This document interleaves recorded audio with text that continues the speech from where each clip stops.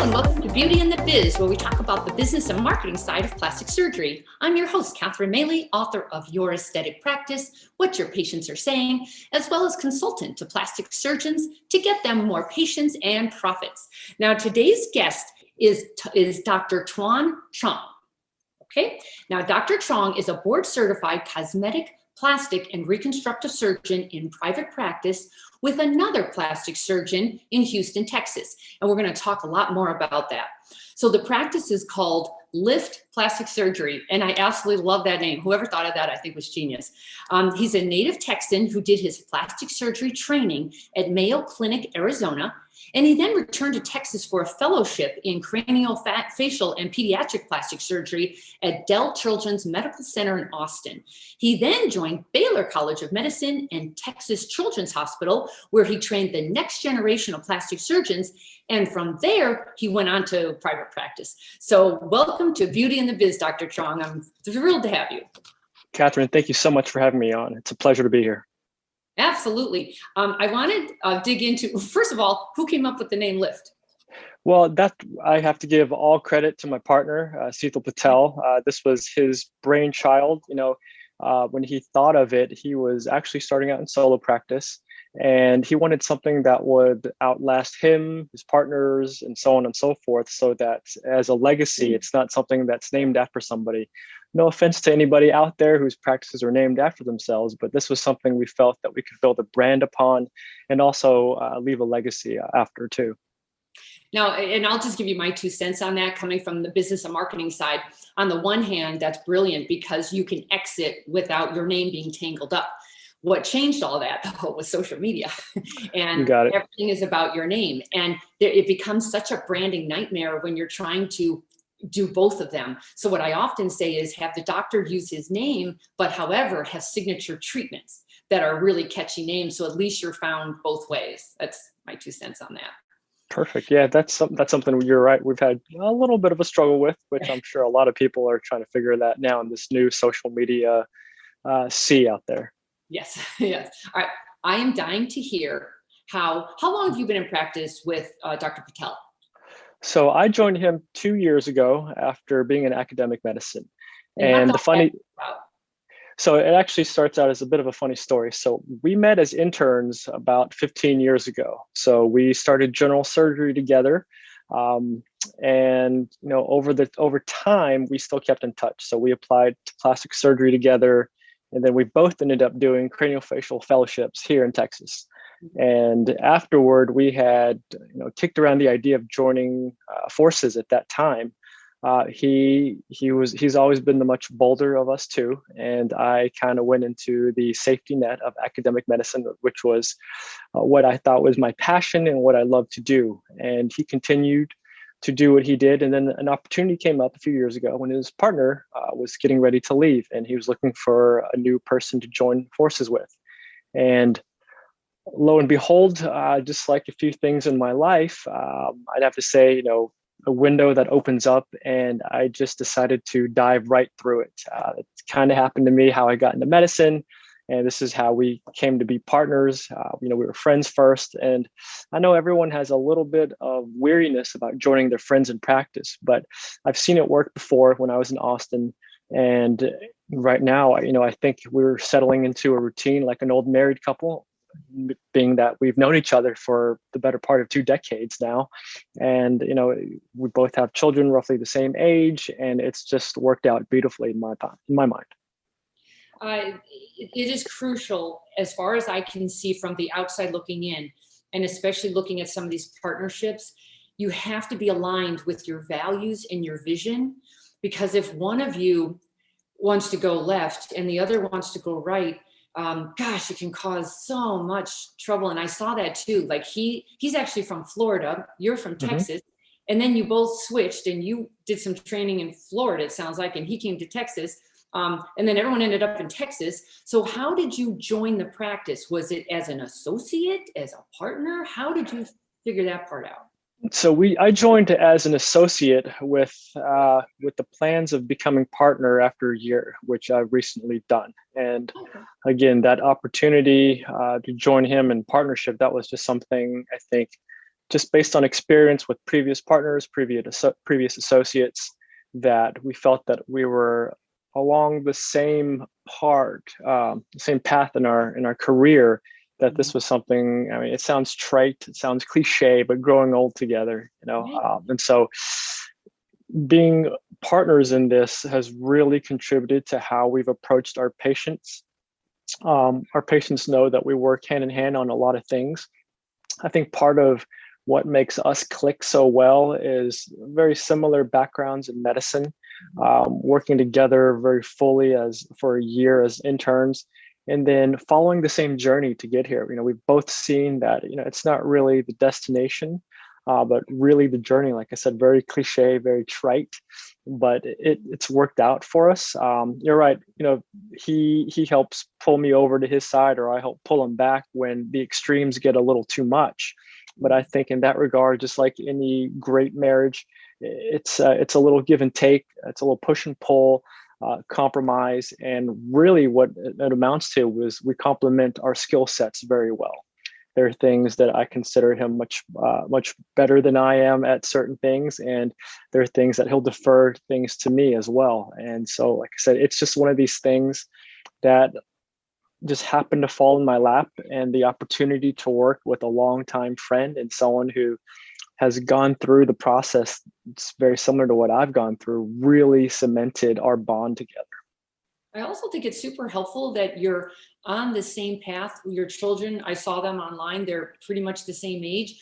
So you have that going for you, because oftentimes an older gentleman will bring on a younger gentleman, and you're not even anywhere on the same planet. One's trying to exit, one's trying to grow. That can be really troublesome in a practice when they're both in there at the same time with two different objectives. So you're a partner now.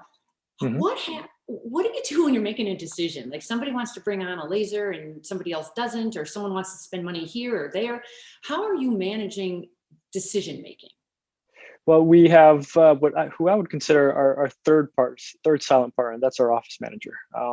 Cethal's worked with her for many, many years, and I've come to trust her immensely just in the short period that I've been with the practice as well. And so she has been in the practice of plastic surgery in some form or another for 2 decades. So much further along than we have been. Starting in general surgery, we had nothing, no idea how to do this, much less run a practice or a business together.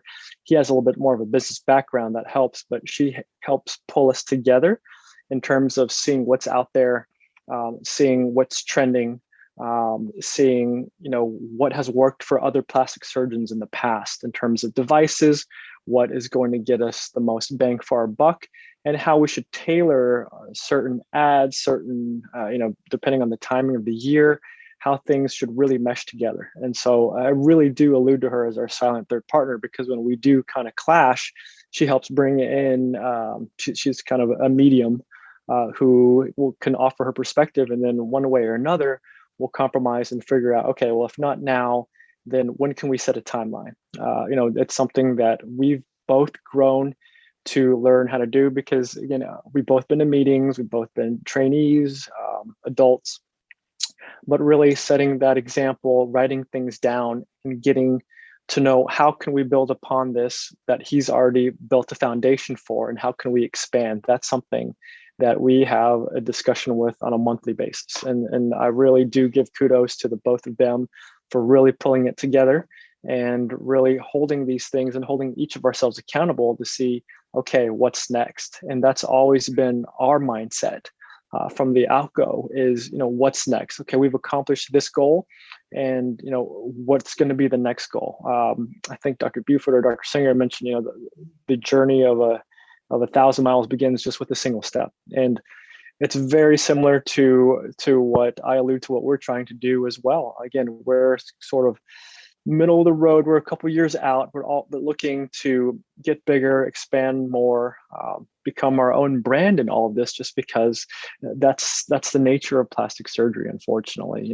For better or worse, I feel that the practice of medicine and plastic surgery is melding into something much more social.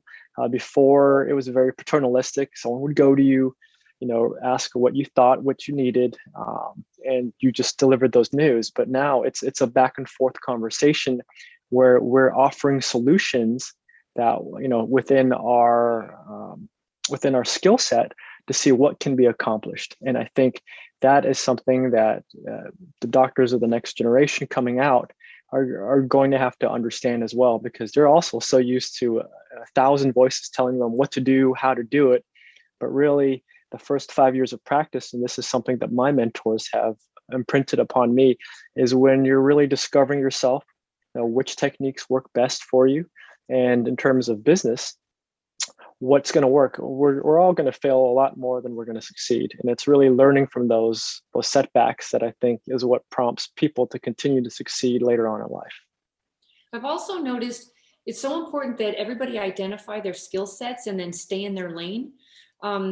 If you were, let's say, it sounds like he's really good at business, for example, but then let's say you're really good at social media. I love when there's definite skill sets where everyone feels part of the team. Not one person's making all the decisions, and you're growing it together. And I love that you're codependent on each other then, because if one person's pulling all the weight and the other person's just trailing behind, that doesn't help. In a dictatorship, I'm not sure that works in every. No, there's a reason why the Romans went with a triumvirate. 2 people can't get anything done. 3 people can maybe get some things done and build something spectacular. Mm-hmm. That's for sure. So with the office manager, how involved is she? You're having regular meetings with her and you're building goals, like you all have planned out goals that you're working towards and everyone's agreed on that? Yes. Michelle is our office manager. Like I said, she's been in the business for 2 decades now. And, that speaks volumes, I feel, in terms of how plastic surgery has changed just in 20 years. So she's kind of seen the trends, what's come, what's gone. And really for us, for the 3 of us, it's identifying what's coming next. And so we have bi-monthly meetings, just to go over a little bit of everything. There's a different thing on the agenda each time. And I think that really speaks to how we're approaching it, is that we try not to have, say, 10 things on the agenda for the first meeting, because you're not going to get through all of them without sitting there for 4 or 5 hours. And that's not something anybody wants to do. That's not the reason why we're here. But certainly, having a small set of goals or problems, if you will, solving them, and then moving on to the next. So we won't move on to the next ones until we're completely sure that we've accomplished those first 2 or 3 goals that we've set, because otherwise we're just going to spin ourselves into a hamster wheel and never get anywhere. Things are going to get left unfinished. People are going to start resenting one another. And, before you know it, we've got a list of 20 things that we now haven't done, or have completed rather than having 3 or 4 things, 5 things that are getting us closer to that goal. You know what else I might suggest, in case you wanted my 2 cents? Meeting bi-monthly is okay for goals, but I would also recommend meeting regularly, just the 2 of you. And it's not agenda based. It's much more checking in with each other. How are you feeling? Anything bubbling? Because I find that most humans in business will tolerate, explode. And I don't know if you have that, but the reason, or when staff abruptly leaves, the reason they're doing that is because they weren't heard or listened to or acknowledged, or they didn't have an outlet. So when something's boiling, I like to catch it early on. So you might want to just think about that, like having some meetings where, how's it going? They're just check-in meetings. Sure. No, absolutely. Yeah. For that, we try to have bi-monthly meetings with our staff as well. Just like you said, just to check in on everybody, kind of see where we're at, plan the next week or 2, so that everyone's, again, got their list of things or priorities that need to be completed. And then from there, at the end of every meeting, really, it's more of, okay, what can we do? What's next?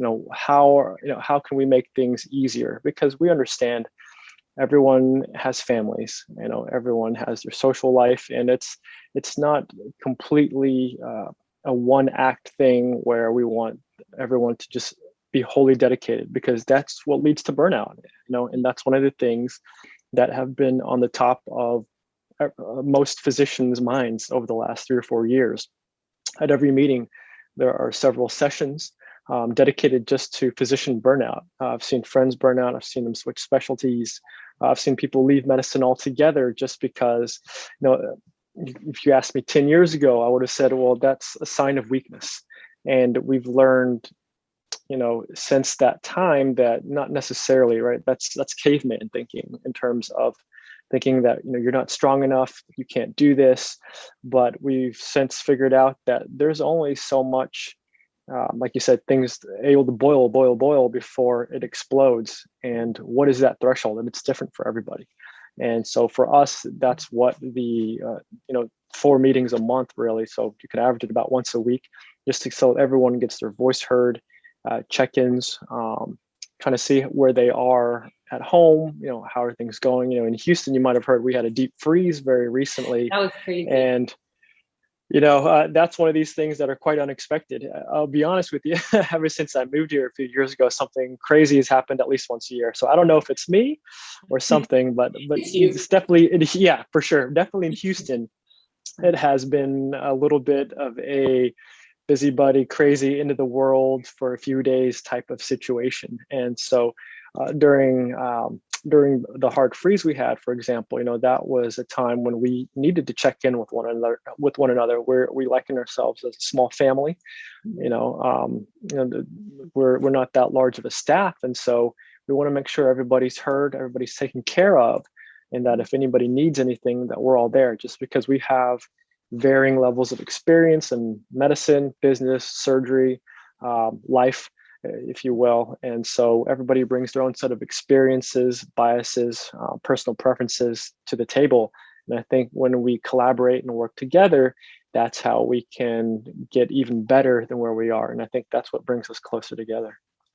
One thing about the way the dynamics of your practice when there are 2 cooks in the kitchen, the staff, if you have a particular type of staff mentality, they will their kids going to the parents. When the one parent says no, they go to the other parent who says yes. Do you have any of that? Because that can also wreak havoc on and I always say, when you have a team like this, your objective is the good of the practice, not the good of it's the good of the practice as a whole. That's how we make decisions here. But do you have that at all, or it's not a problem? We don't really have a lot of talk to mom or dad and dad in this case about it.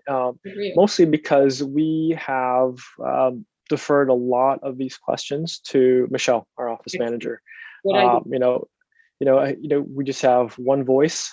She will present these issues to us at one of our, whether it's an impromptu meeting or whether it's one of the official meetings. That way we can address it as quickly, succinctly as possible. And that way these problems can be nipped in the bud, if you will.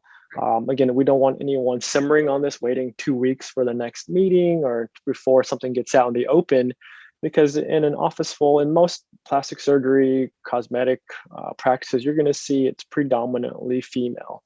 And so there can be issues that abound. And then between the 2 of us as the 2 males, obviously our egos get in the way. And so we lack some of that perspective to understand sometimes what's going on with the dynamic between people in the office. And blame it on ignorance, blame it on a Y chromosome, whatever you want to call it. But I think having one voice in this situation typically will help bring it to the forefront, and it brings a united front. Not saying that we're trying to hide behind Michelle, because I don't want to take on 4 or 5 different women all at once. But certainly when there's an issue between us, if there is something in terms of if I'm doing something wrong or what they catch me at, or if he's doing something that they feel is, not up to par with our standards of practice, then that's something that we can adjust together, because it just may be we're having a bad week too, and so that may be may have been a particularly bad time that they caught us in, or a particularly weak moment that they caught us in.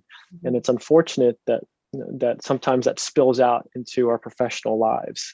Like I said, I wish there was a better way to kind of hide that, shield that, if you will. But it's something that they've come to realize too, is that we're also, that we're also human. I know we have other issues both at home and professionally as well. And so I think that's something that we all learn together in terms of trying to figure out, okay, well, I understand that he snapped or he treated a patient succinctly or abruptly, sorry, because so-and-so, call it complication that occurred or something happened with family, and so these things can kind of spill over. But I think we've all grown a little bit closer together just by understanding one another during these last few months. Well, I also love that Michelle is the go-between you and the staff, because the staff, they have to love you. They have to promote you and be your walking, talking testimonials. So when patients get them on the side saying, so what do you think? What's he like? Do you really like his results? They have to be your cheerleader. And if you're yelling at them, right. you can't yell at them in the morning and have them, promote you as the best choice in the afternoon. So I love that you have a buffer there. I think it's absolutely mandatory. You don't need to deal with HR. You really don't. Yeah. Right. Yeah, absolutely. Agreed. Yeah. So what would be your recommendation? Like all these new people coming out into the world, a new plastic surgeon, how would you recommend they enter the marketplace? Any ideas? Oh, it's so funny because I talked to one of my old residents who's set to graduate in the next few months, who's one graduating in a few years. So I still chat with them now that they're at the tail end of their training, and they ask very similar questions. My situation was clearly unique, going to academics or building your own practice. But what I have learned, and there are things I learned from them too, former residents who have graduated, who've gone out into practice. And it's one thing that you're not quite prepared for or actually a source of pride is when the student becomes the master. That they've done all these things appropriately and in the right way, and they're succeeding. And that's one thing I love to see. Example, I've seen former residents who have, at the time when I was, on the mentor trainer side, I'm thinking, what's going on with social media? I feel like they're spending too much time cultivating this persona. But then now that I've seen them out in practice and seeing what they're able to do, something clicked in my mind that, oh, I see, they're building their following early on when they've got some of the cases, some of the interesting things that people want to see. And so now that they're out in practice, they've already got that built in place. Now they've got their followers and people can see what they're capable of and seeing what they're doing. So one of my first advices to people about to graduate, obviously, is finding an ideal situation for yourself. I lucked into finding a great friend who has been, very similar lines as myself, personality-wise. We're both very similar. Where we are in our station in life, also very similar. So that's a unicorn out there. You're not going to find a partner who's going to be at that same level. Most people will try and find an older partner who can take them through it. Kind of the first few years, someone who's looking to get out. And I think that is a wonderful way to go. I think just partnerships in general, it gets a little bit downplayed when we're in training, just because for a long time, plastic surgeons are trained to be very competitive. It's a very difficult specialty to get into. So you're always competing against other students, other residents for top spots, top positions. And then when you look into particular fellowships, people are still competing. You're competing all the time. And then every year we take an in-service exam. So it's an annual test that sees where you are in terms of your basic knowledge about plastic surgery. And then you're graded against, every plastic surgery resident your year in the entire country. So then it spits out a number and you figure out, oh, am I middle tier, am I top tier, am I near the bottom? And so, that's how we grade plastic surgeons when they come out, so that at least the public knows those who graduate and have passed the rigorous examinations, that they are certainly very competent and able to be able to do these procedures.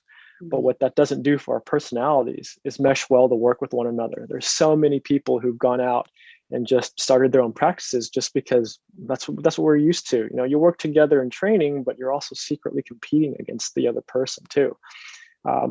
Lately, I think that's been a bit of a change. People are much more likely to join a friend or someone who finished a year or two ahead, just because of that close relationship they've developed.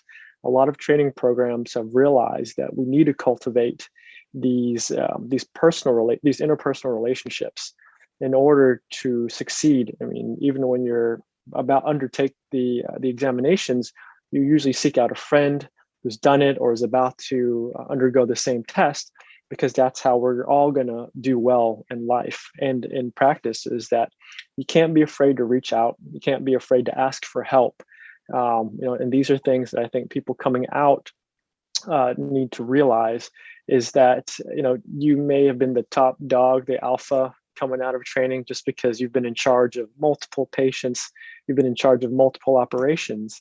But when you start out, you start out typically near the bottom. It's like the whole medical mindset of restarting from bottom and then working your way up to the top.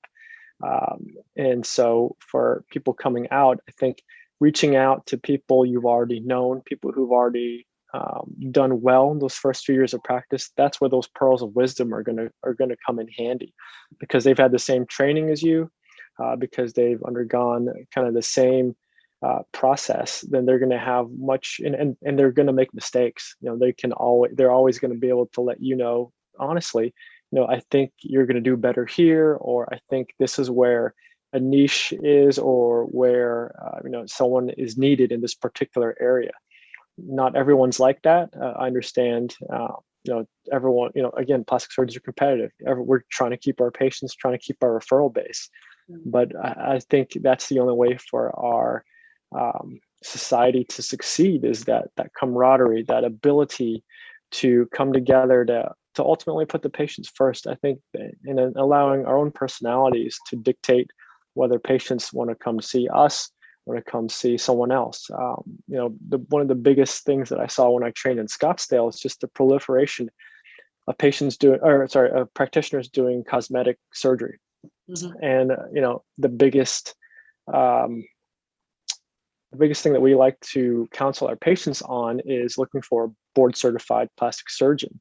And there's so many people who taught themselves as board certified, but not exactly in plastic surgery. And California actually was the first state to pass a law that says that you had to honestly describe what you're board certified in, so that patients have a little bit more of an understanding about what they're getting into. You just see so many horror stories out there that I hate to see patients, just because they're looking for a good deal, that plastic surgeons are getting undercut by people who should not be doing plastic surgery in the first place. You alluded to a stay in your lane kind of thing. And while this isn't necessarily that, but I think plastic surgeons in the past, we've never been great about, really just touting what our strengths were until very recently, once we've seen other people poach upon the specialty. But I think there's room for so much, that all surgeons who work on this particular set can offer. I've known very many great facial plastic surgeons. I've known oral surgeons who've done fantastic work. And so I do believe that there's room for all of us, but our competitive nature tends to drown that out. Well, I will tell you, a good marketer will beat an excellent surgeon every time, because the medical societies have held back and were so stringent for so many years, and you couldn't do anything. I'm a marketer, and I can't stand talking to the lawyer, because it's all no, you can't do any of that. And I just think you're hindering your own selves by being so staunch about things while everyone's grabbing the patients, and the patients don't know any better. So I struggle with that, because I think it's time for you, and I'm sorry to say, you have to be a surgeon, you have to be a marketer, and you have to somehow figure out the business side. So I'm so glad you have somebody like Michelle. That's actually the pearl here. If you're going to start out and you're still trying to figure out how to be a great surgeon when you're straight out of this, that like you want to concentrate on surgery, although you're also a really good surgeon already, but you're still getting your bearings. And hopefully you have somebody who can run the business side for you while you're figuring that out. And then somebody who can find you this consistent stream of patients that you need to keep the doors open. Those three elements, That's a lot, that's the trifecta, as they say. Give me one business mistake that you made that you learned from. One business mistake. Let's see. That would probably be buying one too many devices too early. Just when you think you've made it, a good year, and you're trying to figure out what to do with some of that surplus. It's going out on a spending spree. Doctors in general, we've had good success at delayed gratification, but then once we get to that certain point, I think we're all a little bit guilty of possibly overreaching. And so I think that is one thing that I would caution surgeons out there, just because sometimes the unexpected, like 2020 and COVID-19, can really eat into what you thought was a fantastic year. And so that would be the biggest pearl I think I would offer to people just coming out fresh out of training.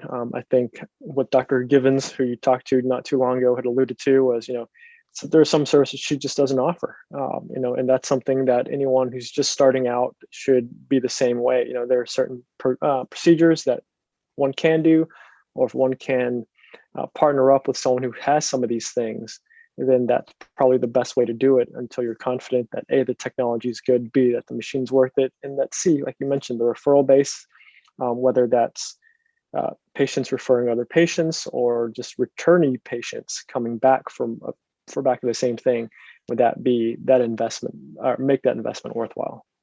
By the way, are you still doing insurance-based medicine, or are you now all plastic? We are still doing insurance-based. I think part of that is that Dr. Patel and I are both double board certified. So we, after going through general surgery training, then we did plastic surgery. So we went and got both of our boards. So we're one of the few surgeons in our area to be able to offer that for patients. And so we still take quite a bit. I still do quite a bit of reconstruction, both for breast cancer. It's a passion of both of ours, just having close family and friends who've unfortunately suffered through it. And so we continue to do so. And then my earlier passion of bringing together pediatric plastic surgery as well as craniofacial anomalies and facial fractures are some things that I'm still very passionate about. These are still things that I love to do. And so we still do accept a fair number of insurance-based patients. Do you find it's difficult to balance the two? A little bit. We've just recently, over the last year, that was part of our goals for 2020, right at the beginning of the coronavirus downturn, when our office was closed for a little bit, like most plastic surgery offices. We're trying to figure out what our next steps were.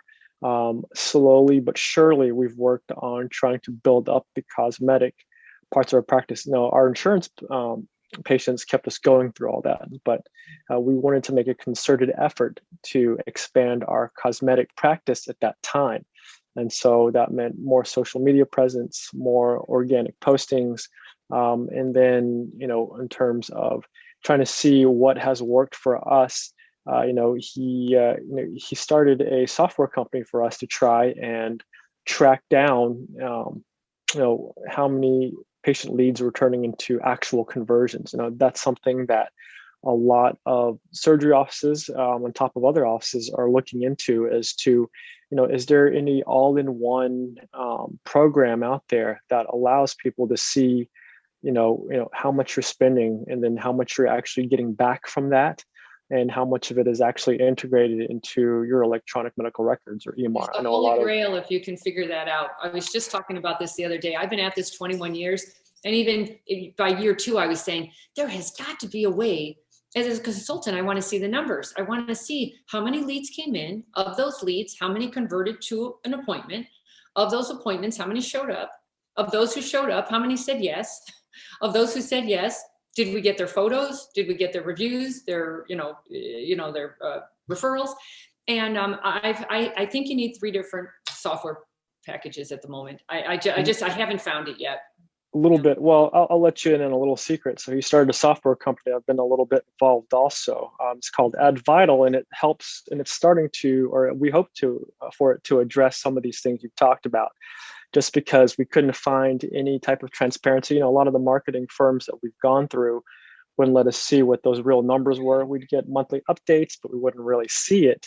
And so we wanted to see how we could develop it with the right people, something that offers something that's HIPAA compliant, because we wanted it to integrate with our EMR.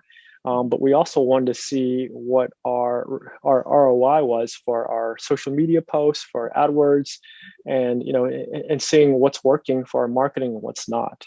So again, is it working for you? Is it effective? We are in alpha testing very soon. That way you can kind of see, if you look at our boxes, it's trying to see, okay, if you're not getting this type of traction, this is where some of the mistakes are.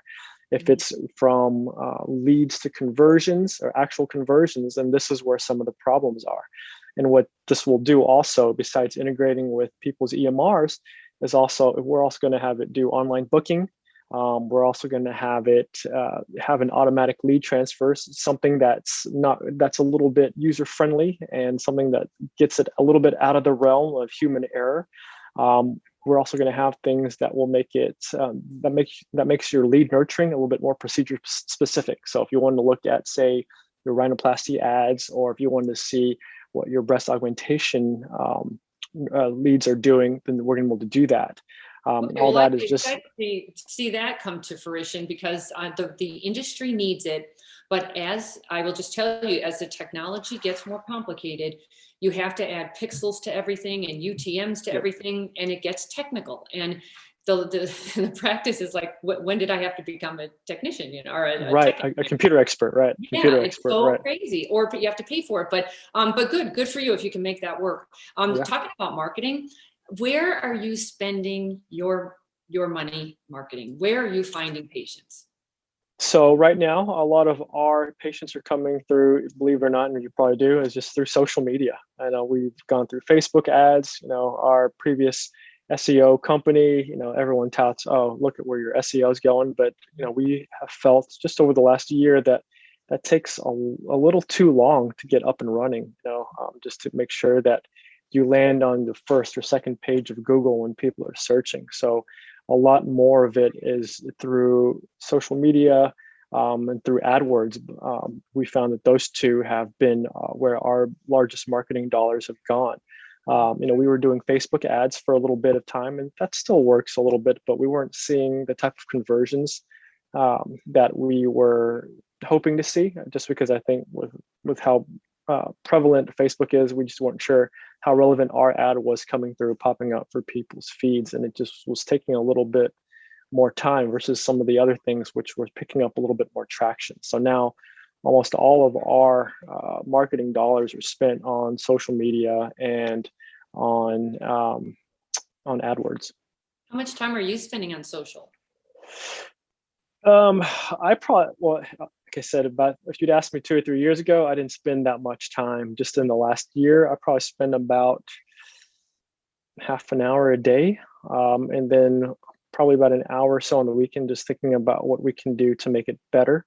We've gone back and forth too. We've had people run some of our Instagram and Facebook, and then for a few months, doesn't seem to work for us. Then we'll swap back to just doing it ourselves, just because I feel that we get a lot more positive response, a lot more traction that way. Just when people can see it's a little bit more authentic when it's coming from us. The pictures we post or the videos that we post.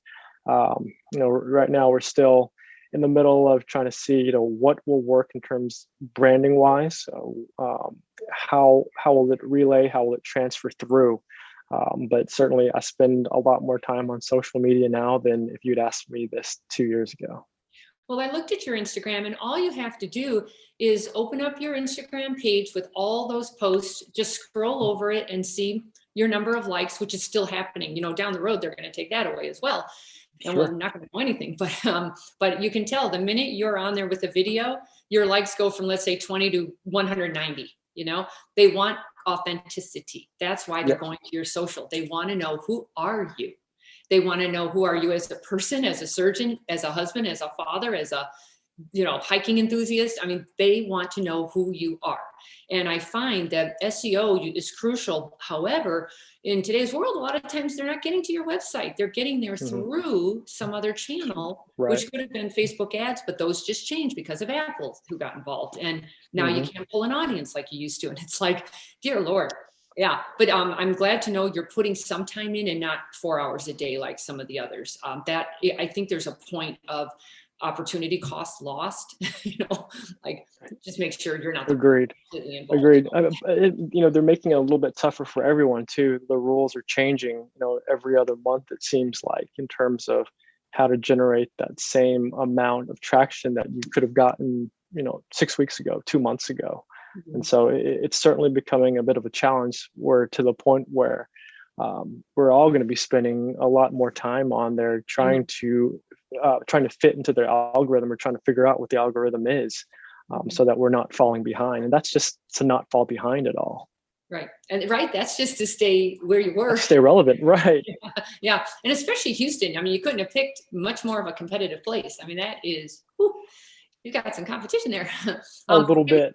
Yeah. Give me one marketing mistake that you made that maybe you could save others from making. One marketing mistake. Well, we've made several over the last 2 or 3 years. Probably the biggest one is probably not giving one marketing firm a chance for more than 2 or 3 months, right? I think it takes a little bit of time for things to gain traction. And, if you've got adult ADD, for lack of a better word, or you feel like you're not getting the traction that you feel that you've put your dollars in, and you're not seeing your ROI in the first 6 weeks, I think that's a mistake about pulling the plug a little early. I think, like anything else, some things do have to be cultivated. Some things do need to be nurtured. And sometimes our impatience these days gets the better of us. Just because Amazon will deliver your package within 2 hours, your pizza will get here in 30 minutes or less. And so we are expecting, as a society, and physicians are not immune to this, that we're going to see results immediately. And I think that is something that, in terms of marketing, that you shouldn't expect things to happen overnight, particularly if you didn't have a large following, or if you're just starting out, just because other people have been in it a lot longer than you are. You're always on this gradient. There's going to be somebody who's been at it a lot longer, and there's always going to be somebody who's been at it a lot less years, months time, or whatever you want to call it.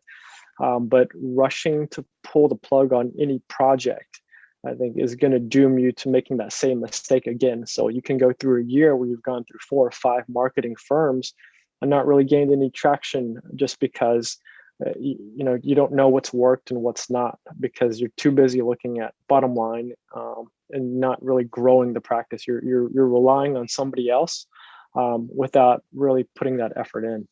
I'm so glad you said that. I get calls constantly saying nothing's working, and of course my question is, so what are you doing? And sure enough, just like you say, well, they've been at it 3 months, nothing's happening, so I changed to somebody else. And I would recommend spend more time picking the right group for you. Talk to your colleagues in other areas, find out who they're using, somebody you super duper trust, because that should be a relationship that you're not fiddling with. I mean, you should grow old with them if they're any good, because they're in business for the long run. You should be for business in the long run. And unless something's going horribly wrong, boy, I wouldn't keep switching. You can't get any traction when you keep moving that base, because you lose everything and you have to start over again. Start over, that's what makes it so tough. Yeah. And so now we're going to wrap up a bit. I'd love to talk about any of because it sounds like you guys are fairly entrepreneurial. You've got your software package, you're getting ready to go. It sounds like you're scaling, you're going to grow. You have some vision there to get somewhere. What are you studying? Any books, conferences? How are you going about getting that information that you need to scale? So for us, we're self-starters. So a lot of it we've done some on our own. There's not any one particular person that I follow, read. I like to take a little bit of everything I read before. I used to read a lot of fiction novels. In medical school, I read a lot about just just well, besides medical school books, but from medical authors like Atul Gawande. He's out of Boston. Just because I found that fascinating. And then, probably the last thing that affected me, I probably read it when I was on vacation 2 years ago. I finally got around to reading Malcolm Gladwell's book, just because it seemed very relevant, and that opened my eyes to a lot of different things as well. But there's not any one particular person, lingo, mantra that we happen to follow. And I think that's something that both he and I are in the same spirit, in the same vein as. There's so much information out there, and I end up doing a lot of reading. And I think that's what one of your previous guests had spoken to also. You don't just limit yourself to reading about medicine. You read it to catch up or find what's interesting or see what your friends are doing or colleagues are doing. But really, I try to expand everything I've read. I read it's about sports figures, what drives people to succeed. A lot of people last year watched the Michael Jordan documentary. I thought that was very interesting. But I'll watch people who have seemed to have succeeded and then failed spectacularly. Lance Armstrong, you mentioned Austin. Lance Armstrong was a very interesting thing to read too. So things that will help me limit my mistakes, grow as a person, and ultimately allow me to kind of follow my own path. I don't think any one path is particularly the right one. And I tell that to students I've mentored in the past as well, is that, why are you doing this? What I've done may not be applicable to you. Going to medicine these days, I don't discourage it to people, but it certainly it's not a higher calling, but it's a particular calling. Mm-hmm. I remember as a student, a resident came up to me and said, "Are you sure you want to do this?"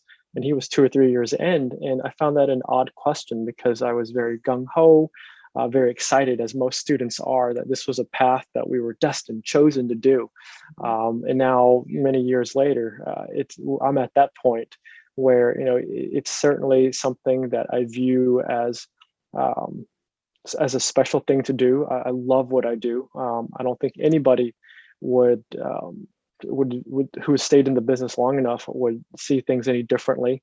It's one of these things where I can't imagine myself doing anything else. And that's when you know that you've chosen the right thing, because I wake up every morning and think, I really do love the crunch numbers. I can't wait because it's tax season, because it is.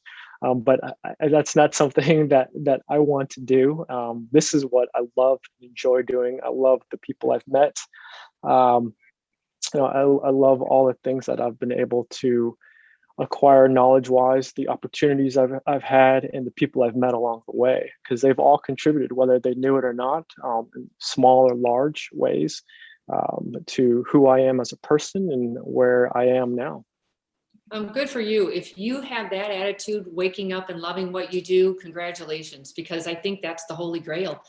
Some surgeons wake up and dread going to the office. And so if you've got that down, you got it down, good for you, and hang on to that, because we really should love what we do, because we do it all day, and it takes up time. So good for you.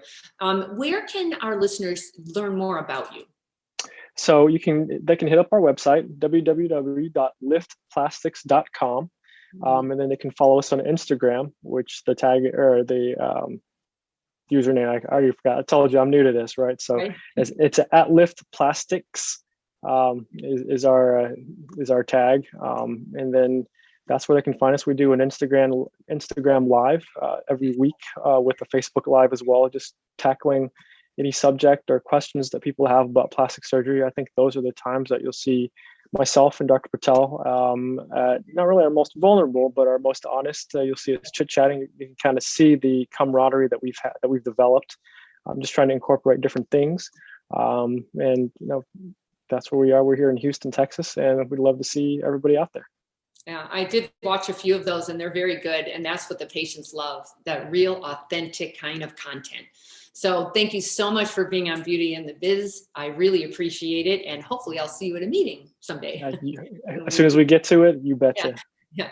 All right. Well, that's going to wrap it up for us today. If you would do so, I would appreciate you subscribing to Beauty in the Biz and giving me a great review if you feel so inclined. And if you've got any questions or feedback, feel free to leave them at my website at catherinemaley.com, or you can certainly DM me on Instagram at Catherine Maley MBA. Thanks so much, and talk to you again.